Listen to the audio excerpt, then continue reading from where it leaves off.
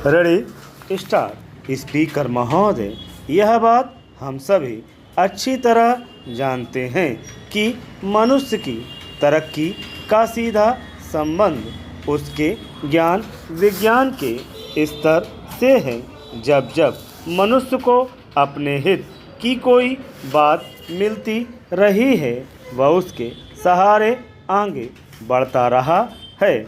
आज जब देश के विकास की चर्चा होती है तो अन्य बातों के अलावा गरीबी की रेखा से नीचे पिस रहे लोगों का जीवन उठाने की बात भी विशेष रूप से सामने आती रहती है। ऐसा क्यों है, अथवा यूँ कहें कि लोग गरीबी रेखा से नीचे क्यों हैं? इस बात की समीक्षा करें तो प्रायः देखने में आता है जो लोग ज्ञान के क्षेत्र में पिछड़ गए हैं अथवा जिस ज्ञान के आधार पर वे जीवन बिता रहे हैं, वे रूढ़ियों, मिथ्या धारणाओं और अंधविश्वास से भरे हुए हैं। अतः समाज का उत्थान करना है तो समाज में व्याप्त रूढ़ियों तथा अंधविश्वासों को समाप्त करने के लिए ज्ञान विज्ञान का ऐसा प्रसार करना होगा जिसे लोग आसानी से समझ ही न सकें बल्कि अपने जीवन में अपनाकर आगे बढ़ सकें। इसलिए यह आवश्यक है कि जनमानस को जो जानकारी उपलब्ध कराई जाए वह सटीक और ऐसी प्रामाणिक हो कि उसे अपनाने से उन्हें कोई भी ऐसा कारण नज़र न आए जो ज्ञान की प्रामाणिकता को ठेस पहुंचाने वाला लगे।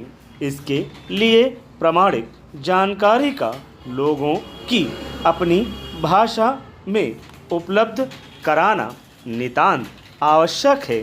यहीं से प्रामाणिक ग्रंथों की श्रेणी में विश्वकोशों का महत्व प्रारंभ होता है। निश्चय ही विश्वकोशों में वैज्ञानिक विश्वकोशों का स्थान विशिष्ट होना स्वाभाविक है, क्योंकि वे जन उपयोगी वैज्ञानिक ज्ञान के प्रामाणिक भंडार होते हैं। Paragraph change. भाषा अभिव्यक्ति का माध्यम है।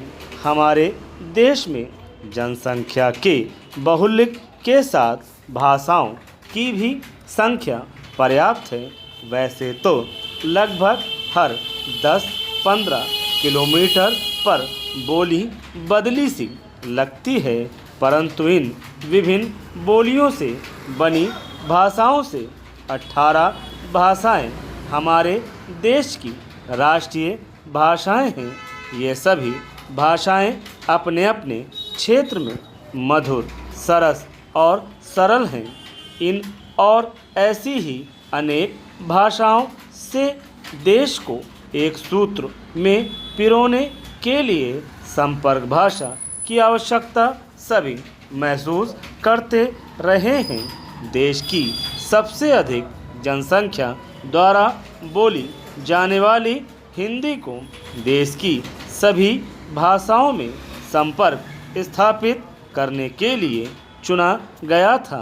आज इसको राजभाषा या राजभाषा का नाम दिया है।